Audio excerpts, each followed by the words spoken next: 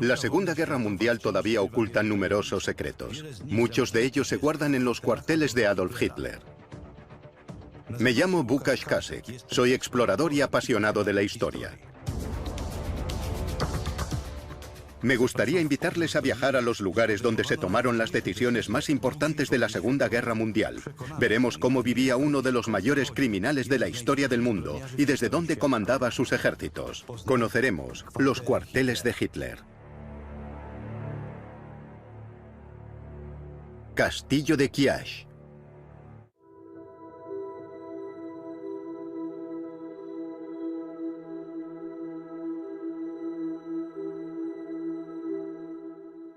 Estamos en Wałbrzych. En breve veremos el castillo de Kieśl, construido sobre una enorme plataforma rocosa y rodeado por tupidos bosques. Castillo de Kieśl. Debido a su tamaño y esplendor, el castillo fue denominado el Versalles del Este, y durante 4 siglos perteneció a una poderosa familia prusiana, los Hochberg.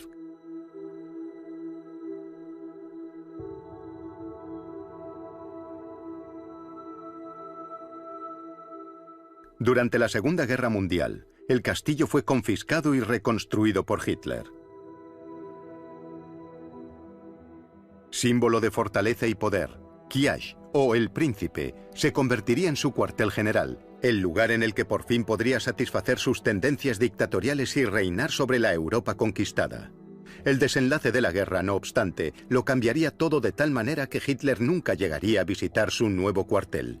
En cualquier caso, Kieśl entraría en la historia como el futurible cuartel de uno de los mayores criminales de la historia. A día de hoy, el castillo de Kieśl sigue avivando la imaginación de turistas y cazatesoros, gracias a su interior, jardines y leyendas que conectan la Cámara de Ámbar y el Tren de Oro con este lugar. Poco después de ser elegido canciller del Tercer Reich y de asumir el poder absoluto, Hitler decide visitar la Baja Silesia para conseguir el favor de la población local.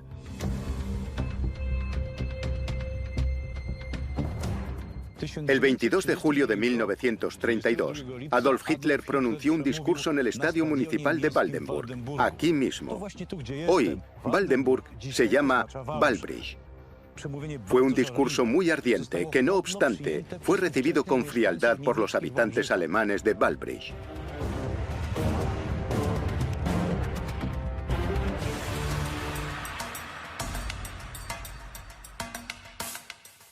Wałbrzych es una localidad minera, llena de fábricas, plantas de coque, donde los nazis no tenían un apoyo significativo. En el año 1933, cuando Adolf Hitler se convierte en canciller del Reich, las autoridades de la ciudad recuerdan este momento y, presas del pánico, temerosas de que pueda recordar el tibio recibimiento que le habían dispensado, le nombran hijo predilecto, ponen su nombre a una de las calles próximas al estadio y, a mayor gloria del orgullo nazi, construyen un enorme mausoleo.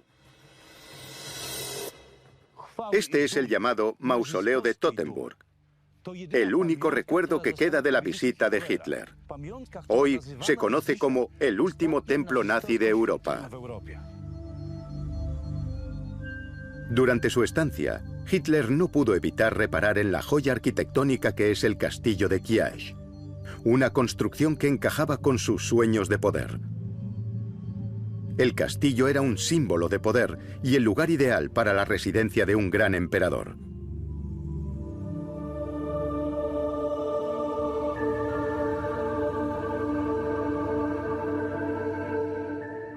¿Qué significado tuvo el castillo de Kieśl para Adolf Hitler?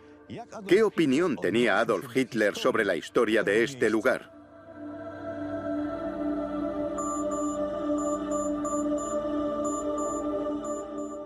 Para un gobernante que no surge de la nada, sino que desciende de soberanos, que tiene un padre o un abuelo famoso, el poder es legítimo. Se trata de una herencia vital y los gobernantes han protegido esto durante siglos. Un edificio histórico puede ser sustituto para la falta de un gran pasado.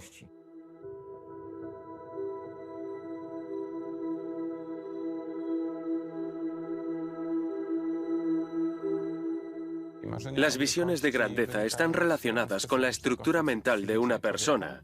Se deben al carácter de su autoestima, a un cierto sentido de narcisismo que poseen las personas con delirios de grandeza y que necesitan hacer algo grande. Todos esos factores podemos encontrarlos en su biografía. Él se proclamó Führer, el primer y único líder. Tenía el poder absoluto. Ignoremos sus estudios, porque estudios e inteligencia no siempre van de la mano. Ese hombre se quedó huérfano siendo muy pequeño. Su padre falleció de un infarto. Él llegó a decir: el tirano ha muerto. Amaba y admiraba a su madre, que murió de cáncer de mama. Cuando un padre reprime las emociones de su hijo y no le permite expresarlas, aunque sean las malas, ese niño transfiere su agresividad a otros.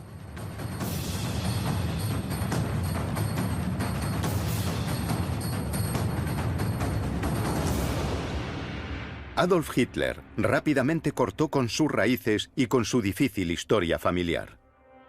No encajaba bien con la imagen de un gran líder. Kiesch se adaptaba perfectamente a las grandes ambiciones de Hitler. Y muy pronto, esta perla de Silesia se convertiría en la víctima de su sueño de la dominación total. El castillo, en todo su esplendor, se convertiría en símbolo de su victoria.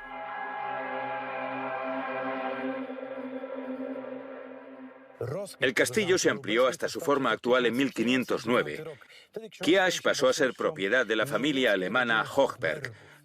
Los miembros de esta estirpe fabulosamente rica, de las familias más acaudaladas de Europa, eran polacos. Adoptaron la nacionalidad polaca en Pichincha, así que se consideraban polacos de pleno derecho. Los Hochberg fueron adquiriendo una gran reputación a lo largo de los siglos, gracias a su espíritu emprendedor y a su talento para multiplicar la riqueza.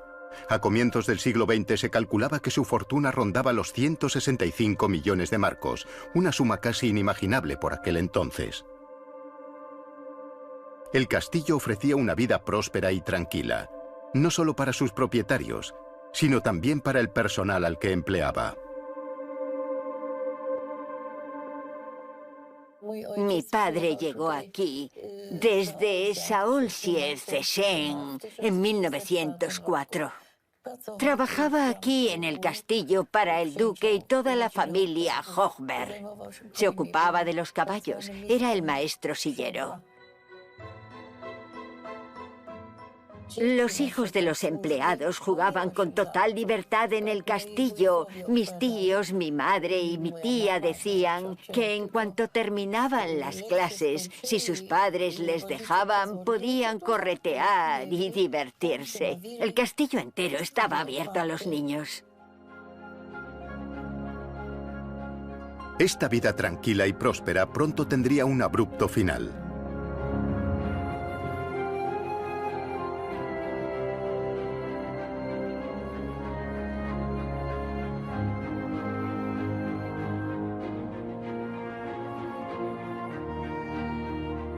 Las numerosas inversiones y los caprichos generaron una deuda multimillonaria sobre la propiedad de los Hochberg. E incluso llevaron a la ruptura del matrimonio de Hans Heinrich con la princesa Daisy.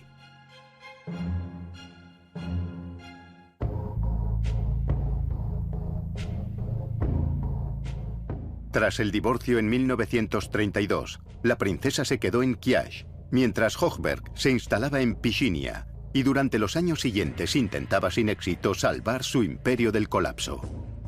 El 2 de febrero de 1937, el duque Hans Heinrich XV pierde el control total de su propiedad, que estaba tremendamente endeudada. Ubicada dentro del Tercer Reich, pasa a estar bajo la administración alemana. El fascismo crece peligrosamente en Europa. Varios siglos del reinado von Pless en Silesia llegan a su inevitable fin. Hay un cierto patrón cuando hablamos de la mayoría de familias aristocráticas. Algunos miembros amasan una gran fortuna y la multiplican, mientras que otros herederos gastan y dilapidan esa fortuna.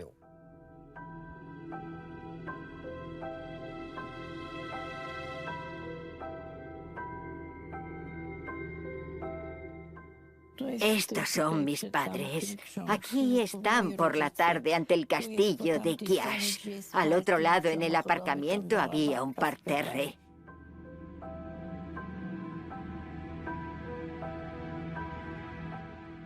Este fue el último año, los últimos días de vida tranquila en Kiash. La caída del imperio Hochberg coincidió con el estallido de la Segunda Guerra Mundial y el aumento del monopolio del poder de Hitler. Poco después de aquello, los hijos de la princesa Daisy abandonaron Silesia y decidieron luchar contra el fascismo en el bando aliado. La duquesa y su personal más fiel permanecieron en Kiash, a pesar de la amenaza que suponía la agresión alemana.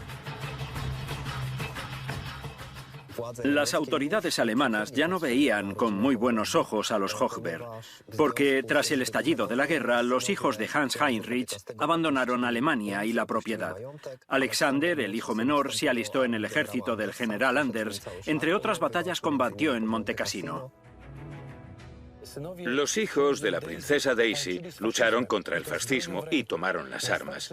El hijo mayor, Hans Heinrich XVII, se mudó a Gran Bretaña en 1938 y tras ser internado inicialmente debido a su condición de alemán, recuperó la libertad y se alistó en las fuerzas aéreas. Su foto apareció en la prensa británica. Vestía uniforme y retiraba escombros tras un bombardeo. Se dice que aquel periódico llegó a manos del propio Hitler.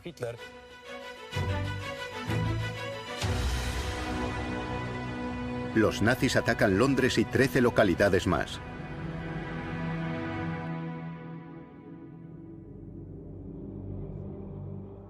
Al parecer aquello lo enfureció y esa foto contribuyó al fin de la familia Hochberg en Silesia.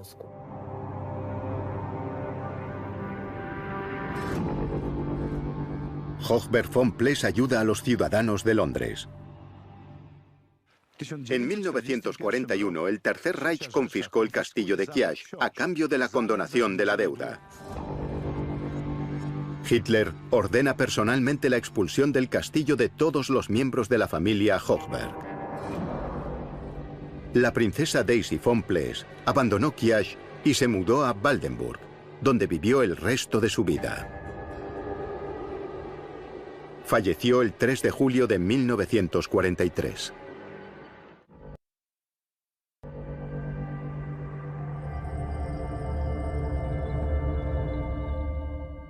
¿Por qué Adolf Hitler puso tanto énfasis en este castillo? ¿Acaso era por la arquitectura? ¿Por el paisaje? ¿O quizá por la posición geopolítica? Ese castillo representa 700 años de historia de Europa y es un símbolo de su rica herencia. ¿Eran su legado y sus cualidades históricas lo que pretendía usar Adolf Hitler? Cuando el castillo pasó a manos del Estado, una compañía minera de Wallbrich asumió su control. Los alemanes tenían varios planes para utilizar el interior de Kiash. A mediados de 1941 hubo negociaciones para vender el castillo al Ministerio del Aire nazi para que se construyese una academia para cadetes de la Luftwaffe. Recursos de la Biblioteca de Berlín fueron enviados también a Kiash.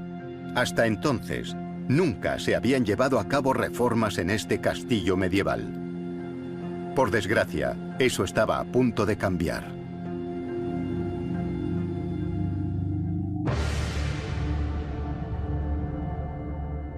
A comienzos de 1943, los nazis estaban siendo expulsados de la Unión Soviética por el Ejército Rojo.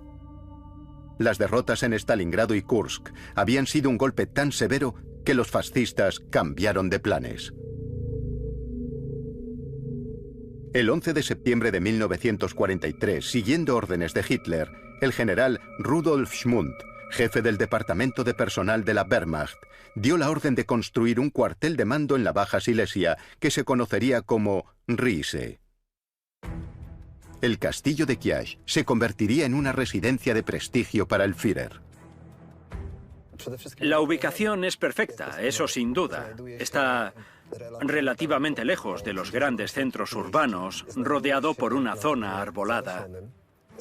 Era un lugar muy fácil de aislar, porque en todo su perímetro ya estaba separado por alguna barrera natural, como el río Pečnice, y el castillo estaba construido sobre una meseta rocosa.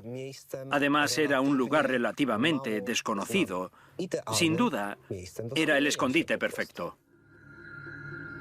La Baja Silesia era el lugar perfecto para que el Führer dirigiese la contienda. Por eso decidió crear un cuartel para sí mismo y para sus asesores en esta misma región. El castillo de Kiash era el lugar ideal para un déspota como Adolf Hitler. Finalmente, su sueño de conseguir una sede digna de un emperador estaba a punto de hacerse realidad.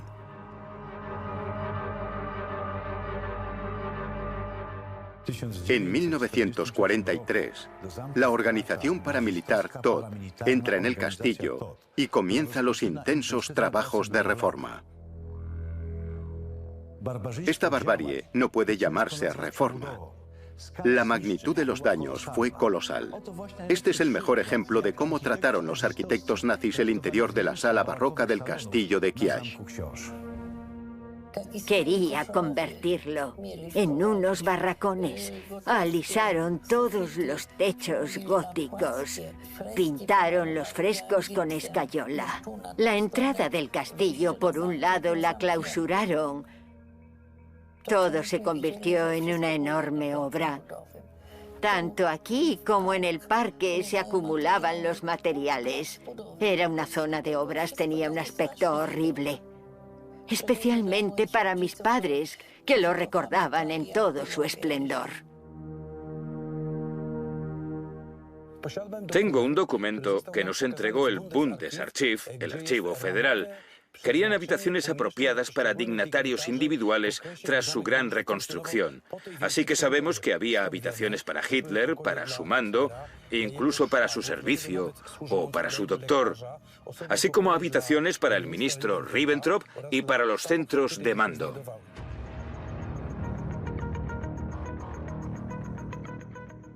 Un testigo directo de lo que ocurrió en Kiash fue Paul Fichte, quien decía ser el caballero del castillo, pero que probablemente solo era un mayordomo. Él decía que Kiash se había reformado para Adolf Hitler como Cancillería del Reich. Paul Fichte incluso señaló específicamente qué habitaciones del castillo estaban destinadas a Adolf Hitler.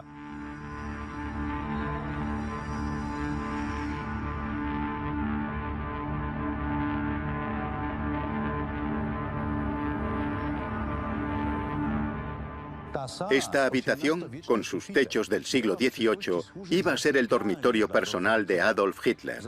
Tras esta pared, habría un cuarto de baño, después una sala de lectura y biblioteca y detrás de la puerta de enfrente un ascensor de evacuación, conectado convenientemente con la primera planta del castillo y el refugio antiaéreo que había debajo. El cuartel estaba pensado para 300 personas. Las habitaciones reales se reconstruyeron. Las salas barrocas se reconvirtieron al estilo simple, neoclásico del Tercer Reich. ¿Por qué los alemanes se esforzaron de tal manera para perforar tanta roca en un castillo que ya tenía varios siglos? ¿Había algún plan tras una destrucción tan bárbara?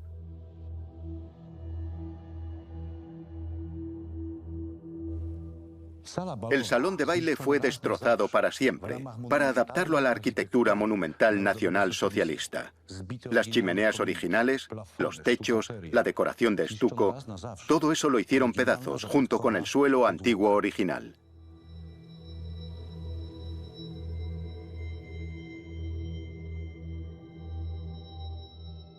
Desmontaron todos los palcos y bajaron el techo. Durante mucho tiempo se pensó que estaban haciendo una sala de mando, pero hay otras hipótesis. Un grupo de expertos considera que la sala Conrad tiene las mismas dimensiones que la sala de San Petersburgo, la sala de Königsberg, donde se exhibía la famosa cámara de ámbar. Al parecer, la cámara de ámbar iba a ser reubicada en la sala Conrad. Tiene los nichos en las ventanas que podrían haberse utilizado para montar los palés de ámbar. Bajaron el techo de las salas y echaron hormigón sobre los suelos y los techos. Por aquí bromeábamos con que podrían meter incluso tanques, pero por desgracia todo se debía a las regulaciones estatales alemanas. El castillo debía cumplir los requerimientos de una fortaleza defensiva. Las salas perdieron su peculiaridad arquitectónica y su belleza anterior. Se convirtieron en estructuras simples que recordaban en gran medida al búnker de Hitler que todos hemos conocido por fotos. Hitler quería una Alemania a su gusto, y eso significaba que deseaba que fuese como Roma, que fuese monumental, algo antiguo o clásico, como lo que Speer construyó en Nuremberg. Todos esos estadios, salas de conciertos, esa arquitectura de referentes clásicos era del agrado de Hitler, sin duda. Los nazis no respetaron todo lo hermoso y valioso que había en el castillo de Kiash. La reconstrucción de este hermoso castillo, el orgullo de la familia Hochberg y la metódica aniquilación de facto de esta perla de la Baja Silesia fue un golpe demoledor para sus propietarios. Hitler siempre había sentido una profunda aversión por la aristocracia. Y esos sentimientos fueron alimentados más si cabe por sus camaradas, que construyeron consistentemente a su alrededor un aura de superhombre. Todo el poder de Hitler emanaba de su ideología y el mito le rodeaba. La opinión que los demás tenían de él era muy importante para Hitler, y eso fue evidente desde el principio. Los narcisistas tienen la necesidad de verse a través de los ojos de los demás. Goebbels, el ministro de propaganda, cuidaba esa imagen. Su máxima era: una mentira repetida 1000 veces se convierte en verdad, lo inverosímil e increíble. E instigó en Hitler la idea de que él era el elegido. Aunque él no lo pensaba al principio de su carrera, tras la incesante repetición, empezó a creérselo. Por lo que parece, Adolf Hitler no valoraba demasiado ni la historia que tenía el castillo, ni su antigüedad, ni mucho menos su edad. Hitler tenía un tremendo complejo de inferioridad con respecto a la aristocracia, porque él provenía de las clases bajas. La magnitud de los daños infligidos al castillo de Kiash por la organización Todt solo puede explicarse como una especie de venganza personal de Hitler sobre los Hochberg. Arrancaron la decoración de estuco rococó, las cornisas barrocas y los panelados originales. Todo ello fue arrojado al barranco, al río Pechnitze. Incluso después de la guerra se encontraron allí fragmentos de la decoración original. En numerosas ocasiones se construyeron escaleras completamente nuevas. Se hicieron 8 huecos para ascensor, de modo que se destrozaron completamente las paredes para acomodarlos. En algunas zonas se retiraron los suelos, se trasladaron las escaleras a lugares diferentes. Así que imagínense la magnitud de los daños que se causaron durante la guerra. El patio entero fue destrozado. Este patio que tenemos detrás lo dividieron. La mitad se reformó para acomodar un hueco de ascensor. La destrucción fue enorme. Las autoridades polacas intentaron intervenir, como el conservador provincial de la Baja Silesia, el profesor Günther Grundmann, quien envió cartas a Adolf Hitler para solicitarle que impidiese la devastación total del castillo. Esta destrucción se detuvo parcialmente. Las salas barrocas de la primera planta se salvaron, pero muchas salas perdieron toda su decoración. Castillo de Kiash, Sala Maximilian. La Sala Maximilian, por fortuna, escapó a la devastación nazi. O Adolf Hitler no quiso destruirla o simplemente no lo logró. Es bien conocida cuál era la actitud general de Hitler hacia la aristocracia, similar a la que tenía frente a la nación alemana, a una propiedad que no le pertenecía.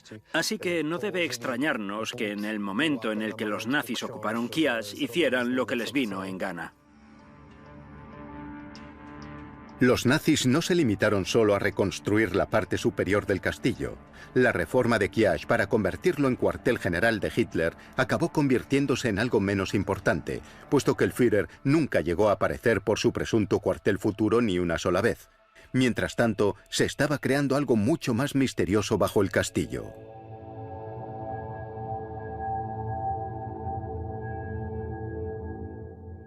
Aquí se habló mucho sobre un posible cuartel. Incluso se hizo una voladura subterránea. Se decía que la iban a cubrir. Y que en caso de alarma antiaérea, un ascensor daría acceso al sótano del castillo, donde iban a construir búnkeres. Desde el otoño del 43, el castillo de Kiev estuvo en reformas, pero durante esas obras se construyeron también enormes espacios subterráneos debajo del castillo. Los Hochberg dejaron tras de sí un poderoso legado: invernaderos, un balneario, fábricas. Adolf Hitler dejó secretos, túneles subterráneos y refugios robustos. Construyeron un complejo subterráneo bajo el patio del castillo. Probablemente su función sería la de refugio antiaéreo para las personas importantes que vivían allí. Ese es el motivo de todas las conexiones, pasadizos y escaleras que llevaban a este complejo subterráneo. Aquí se encontraba la escalera para los empleados del escalafón más bajo del Ministerio de Asuntos Exteriores del Tercer Reich. Normalmente, toda la zona subterránea de sus edificios se convertía en refugio antiaéreo para el personal del Ministerio de Asuntos Exteriores. Y por decisión personal de Adolf Hitler, 35 metros por debajo de donde me encuentro ahora, comenzaron otras excavaciones, lo que dio origen a un gran legado de secretos ocultos. Creíamos que estaban excavando túneles justo debajo de los edificios adyacentes al castillo, pero no directamente bajo ellos. Y naturalmente todo el mundo notaba las explosiones, de modo que la vida en Kiev no era nada agradable. Por aquel entonces la situación de las tropas alemanas en el frente se deterioraba día a día. Hitler tuvo que cambiar de tácticas y su fe en la victoria había menguado. Fue uno de los motivos para el cambio en el concepto de reconstrucción de Kiev. A finales del 44, tras el atentado que sufrió en la guarida del Lobo, Hitler perdió parte del interés en tener un centro de mando en Kiev y decidió centrarse en las instalaciones subterráneas.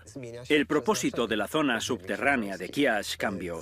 Los 560 metros cuadrados originales se ampliaron a 3.200 metros cuadrados. Durante el transcurso del proyecto Riese se construyeron 7 complejos subterráneos en la Baja Silesia, 6 en las montañas del Búho, en la zona central de los Sudetes, y la 7ª en el castillo de Kiev. Son unos 20 kilómetros en línea recta. Este laberinto subterráneo se crea unos 50 metros por debajo del patio del castillo. Podemos imaginárnoslo como si fuese un edificio de 7 plantas. En 1944 trajeron a los primeros prisioneros, primero judíos húngaros, después fundamentalmente prisioneros judíos de Checoslovaquia, Rumanía y otros países europeos, además de insurgentes de Varsovia. Muchos de ellos fallecieron, aunque no podemos decir la cifra exacta. Los prisioneros pedían pan y era muy duro no dárselo si alguno de ellos llamaba a tu puerta. Mi madre estuvo a punto de acabar en la cárcel o en un campo porque alguien se chivó de que les daba pan a los prisioneros, a los judíos. Había un árbol en la plaza y dijeron que había que cortarlo. ¿Para qué? ¿Quién sabe? Pero quedaron un montón de ramitas y mi madre me dijo que metiese el pan entre las ramitas para que los prisioneros lo pudiesen recoger. Los prisioneros que trabajaban allí no tenían ni idea de lo que hacían, no conocían absolutamente ningún detalle, ni siquiera podían comunicarse entre sí ni comentar lo que hacían. Y las brigadas que trabajaban aquí no tenían permiso para intercambiarse ningún tipo de comentario. Estaba absolutamente prohibido hablar. Su condena era a trabajos forzados. La forma de acabar con ellos era por puro agotamiento. Morían trabajando, condenados a trabajar hasta la muerte.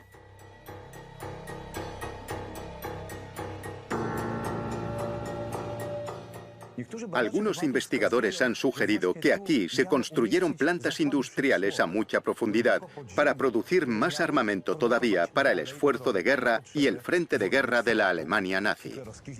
Se habló también de laboratorios de investigación secretos que trabajaban en armas atómicas. Una de las teorías dice que aquí se instaló un laboratorio subterráneo de análisis donde supuestamente se estaba desarrollando una Wunderwaffe, un arma maravillosa, un arma milagrosa que tendría que cambiar el desenlace de la Segunda Guerra Mundial. Es decir, que era un arma nuclear lo que se estaba desarrollando bajo Kiash. Se rumoreaba también que los subterráneos del castillo de Kiash iban a convertirse en unas enormes instalaciones de almacenamiento, donde se guardarían obras de arte robadas y archivos del Tercer Reich. Se ha afirmado incluso que en estas instalaciones era donde se ocultaba la octava maravilla del mundo, la Cámara de Ámbar. Y según otras teorías, hasta los túneles subterráneos del castillo habría llegado el legendario Tren de Oro. Durante muchos años, el denominado Tren de Oro fue la causa de que los cazatesoros acudiesen en masa a la Baja Silesia. Evidentemente no era un tren hecho de oro, sino que supuestamente iba hasta los topes de ese material. ¿Y por qué iba a estar aquí? Todo el terreno próximo a Balbris es casi perfecto. Es fácil excavar pasadizos y construir pozos en esta cadena montañosa y después ocultar cosas en ellos. Aquí no cayó ni una bomba, y tenemos la certeza de que justo antes del asedio de Wrocław, por entonces la fortaleza de Breslau, un tren con depósitos bancarios abandonó la ciudad. Eran los depósitos de los bancos alemanes y de los civiles. El tren desapareció y nunca fue encontrado. Tenemos el relato de dos testigos, un empleado del ferrocarril y un ayudante de maquinista, quienes afirmaron que el túnel tenía una entrada en el kilómetro 65. En los 2 últimos años, la gente ha empezado a buscarlo en las proximidades de Kiash, exactamente a 2 kilómetros, en la línea férrea Breslau-Balbris. En el famoso kilómetro 65 hay una enorme dolina en un terraplén del ferrocarril, y ahí sería donde estaría la supuesta boca del túnel que llevaba directamente al castillo de Kiash, apenas a 2 kilómetros. Si aceptamos que el tren entró bajo tierra en el kilómetro 65, tal vez habría podido llegar hasta Kiash y podría haber una estación de ferrocarril justo debajo. Es muy posible porque, como he dicho, hay 2 niveles subterráneos, uno a 15 metros de profundidad y el otro a 50 metros. Pero debajo de este podría haber otra red de corredores enorme donde podría encontrarse el tren. Un tren lleno de oro hasta los topes alimenta la imaginación tanto de investigadores como de cazatesoros.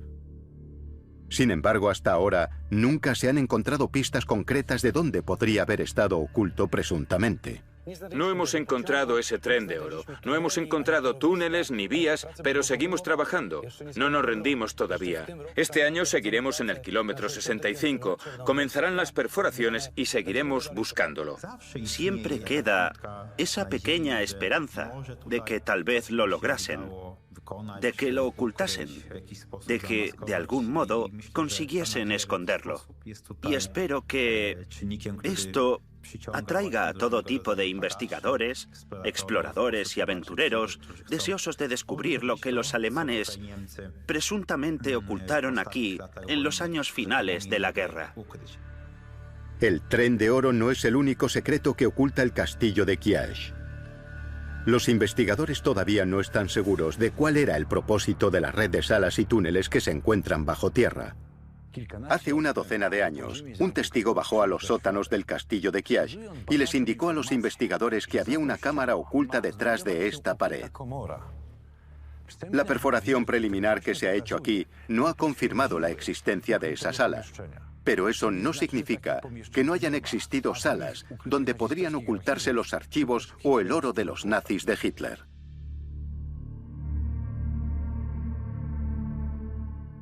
Los trabajos realizados en el castillo de Kiash, las diferentes excavaciones efectuadas, no han confirmado la existencia de zonas ocultas en el complejo, en contra de lo que afirman algunos testigos. Hay quien ha llegado a decir incluso que aquí hay una ciudad subterránea. Al parecer todo estaría conectado, lo que significaría que hay unas cuantas docenas de kilómetros de túneles y salas subterráneas. Se trataría de un proceso terminado, pero por el momento no se han encontrado pasadizos de ese tipo. La historia de posguerra del castillo de Kyash y sus subterráneos se centra en el tema recurrente de las posibles zonas escondidas bajo tierra. Se dice que habría una cámara oculta, camuflada, otros niveles subterráneos e incluso un túnel que conectaría bajo tierra el castillo de Kyash con las montañas del Búho. Hasta la fecha no se han encontrado pruebas que respalden estas hipótesis, aunque algunas de ellas parezcan bastante posibles. Las obras bajo el castillo continuaban, mientras Hitler sufría más derrotas en el frente. Los alemanes se veían abocados a defenderse ante el empuje ruso. Con la espalda contra la pared, no consiguieron terminar la reconstrucción del castillo según los requerimientos de seguridad del Führer. Por lo tanto, Hitler nunca pisaría Kyash. Para entonces, el destino de la guerra parecía estar sellado. Empezaron a evacuar a los prisioneros que tenían aquí. Evacuar es una forma suave de decirlo, ya que se los llevaron en las marchas de la muerte hacia Trutnov, en la República Checa. Un gran número de personas fallecieron en las montañas del Búho. Pero lo curioso es que en febrero del 45 se reanudaron los trabajos de construcción. Hasta aquí llegaron unos 200 prisioneros de diferentes campos. La mayoría eran prisioneros de los campos de Chiaplisa. Y un contingente numeroso de la organización TOT permaneció aquí. Se reanudaron las obras, pero no sabemos qué fue lo que hicieron. Según algunas teorías, desde comienzos de 1945 hasta mayo, estuvieron ocultando los túneles de Kyash. Y dichos túneles no han podido ser desenterrados aún hoy. Los alemanes no destruyeron el castillo de Kyash ni volaron su parte subterránea, como hicieron con otros proyectos de este tipo. Cuando los rusos entraron en el castillo, tuvieron la impresión de que los alemanes lo habían abandonado apenas unas horas antes. Todavía había luz en los túneles. ¿Por qué los alemanes se quedaron tanto tiempo? ¿Contaban con la Wunderwaffe, el arma que habría de cambiar el curso de la guerra a su favor? O tal vez querían ocultar algo que no deseaban que cayese en manos rusas, algo que podrían volver a buscar una vez que se apagase el interés por la Segunda Guerra Mundial. En mayo de 1945, Gauleiter Hanke, el líder del partido nazi, un criminal de guerra, seguía aquí. Si hubiese caído en manos de los rusos, lo habrían colgado de un árbol. Se quedó aquí hasta el 7 de mayo de 1945. Probablemente escapó en helicóptero justo antes de que llegasen los rusos. Sin embargo, la pregunta es, ¿qué estuvieron haciendo él y los demás aquí hasta el último minuto? ¿Por qué arriesgar la vida? Solo hay una respuesta razonable. Se quedaron para ocultar ciertos lugares. La Segunda Guerra Mundial concluye en Europa. El 8 de mayo del 45, el ejército soviético ocupa Wałbrzych y el castillo de Kyash. Los alemanes ya no estaban, se habían retirado apenas unas horas antes de la llegada de los rusos. No hubo resistencia. Los rusos ocuparon el castillo, donde robaron, destrozaron y se llevaron las obras de arte más valiosas. Los prisioneros fueron abandonados a su suerte. Algunos fueron trasladados a Balin y abandonados en la carretera. De repente ya no existía la organización TOT. Todo estaba abierto y podías caminar libremente. Creo que fue el 9 de mayo. Recuerdo que mi madre y mi tía estaban recorriendo los alrededores del castillo y repetían cómo había cambiado todo. Habían hecho unas obras enormes.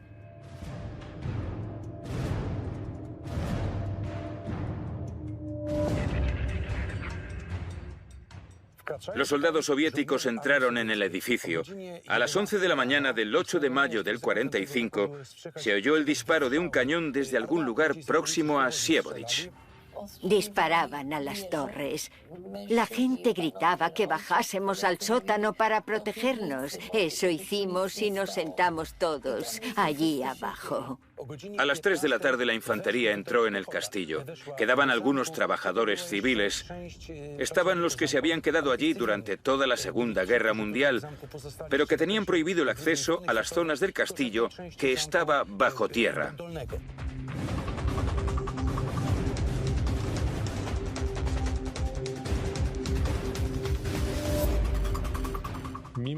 A pesar de la devastación que había sufrido el castillo durante la guerra a manos de la organización Todt, en la planta inferior se había conservado en buen estado una gran colección de libros que había pertenecido a la familia Hochberg. Los rusos la enviaron a la Unión Soviética después de acabar la guerra. Llegaron y se llevaron los libros de cualquier manera. El camión llegó hasta aquí donde estaba la biblioteca y entonces tiraron los libros desde el balcón. Se llevaron la biblioteca entera. Más de 60.000 libros sobrevivieron a la guerra. Libros que habían ido coleccionando los Hochberg desde comienzos del siglo XVI. Los libros con el sello Fürstentiner Bibliothek aún se pueden ver hoy en San Petersburgo o en Moscú, entre otros lugares. Se llevaron todo lo que pudieron e impidieron el acceso a los polacos. Sabemos que se llevaron cuadros del pintor Scheffler de la sala Maximilian junto con una alfombra enorme que había allí. Mientras los soldados del ejército soviético estuvieron aquí, nadie podía entrar en el castillo. Lo ocuparon y bloquearon todas las entradas subterráneas. La historia del castillo de Kiash se remonta al siglo XIII y es igual de importante para checos, alemanes y polacos. En los años que sucedieron a la guerra, el castillo estuvo a punto de ser destrozado por completo, y no por las acciones de alemanes o rusos, sino por las de los propios polacos que se instalaron aquí tras la guerra. La mejor prueba de que numerosos objetos valiosos pertenecientes a la amplísima colección de la familia Hochberg se quedaron en el castillo cuando se marcharon los rusos es una carta escrita por el prefecto de Balbris al voivodato de la Baja Silesia, en la que relata cómo grupos de saqueadores se cuelan en el castillo y roban sus valiosísimas obras de arte para venderlas en los mercados locales de Balbris, o también en los de Siewodich o Pechnitze, donde por una miseria podían comprarse obras de la época de Boleslao el Bravo. Había escasez de todo, pero aquí en Kiash todavía quedaban azulejos en las paredes, puertas, ventanas. Todas esas cosas se las llevaron, incluidas las instalaciones de electricidad y las tuberías del gas.